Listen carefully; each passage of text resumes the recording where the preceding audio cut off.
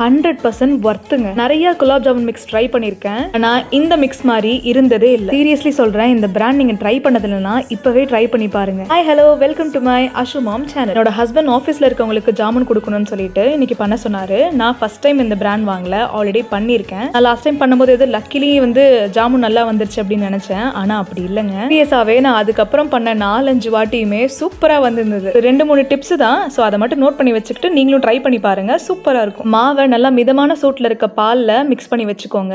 எண்ணெயில இந்த உருண்டைகளை சேர்க்கும் போது எண்ணெய் மீடியம் லோ ஃபிளேம்ல இருக்கணும். கலந்து வச்சிருக்க மாவு கொஞ்ச நேரத்துல இந்த மாதிரி இருக்க ஆரம்பிச்சிடும். அப்ப மிதமான சூட்ல இருக்க பாலை உள்ள சேர்த்து மறுபடியும் பிசைஞ்சு உருண்டைகளை பொரிச்சு எடுத்து வச்சுக்கோ. தண்ணி அளவு 1 லிட்டர் சேர்த்திருக்கேன். நான் இதுக்கு 3/4 கிலோ அளவுக்கு சக்கரை போட்டுக்கிட்டேன். கம்பி பதெல்லாம் தேவையில்லைங்க. நல்லா சக்கரை கரைஞ்சதுக்கு அப்புறம் 4-5 ஏலக்காய் தூவிட்டு ஆஃப் பண்ணிடலாம். இந்த ஒரு பேக்ல எனக்கு கிட்டத்தட்ட 40 ஜாமுன் கிடைச்சது. டிப்ஸ் எல்லாம் ஃபாலோ பண்ணி நீங்களும் ஒரு வாட்டி ட்ரை பண்ணி பாருங்க. இதெல்லாம் செஞ்சு முடிக்கவே நைட்டு 11 மணி ஆயிடுச்சு. ஆனா நம்ம அஷுக்குட்டி கொஞ்சம் கூட தூங்காம அம்மா ஒரு பீஸாவது கொடுத்துட மாட்டாளான்னு சொல்லிட்டு வெயிட் பண்ணிட்டு இருந்தான். எப்பவுமே இந்த குட்டி ஷெஃப் சாப்பிட்டுட்டு நல்லா இருக்குன்னு சொன்னாதான் நம்மளுக்கு கொஞ்சம் நிம்மதியா இருக்கும். அவனும் சாப்பிட்டுட்டு சூப்பரா இருக்குன்னு சொன்னான். இது சீரியஸ்லி பெய்ட் ப்ரொமோஷன் கிடையாதுங்க. அவ்வளோ அளவுக்கு நம்ம சேனல் எல்லாம் வளரல. இந்த ரக்ஷா பந்தல்ல உங்க தங்கச்சி நல்லா இருக்கும்னு நினைச்சீங்கன்னா அந்த சப்ஸ்கிரைப் ஃபாலோ பட்டனை கொஞ்சம் தட்டி விட்டுருங்க.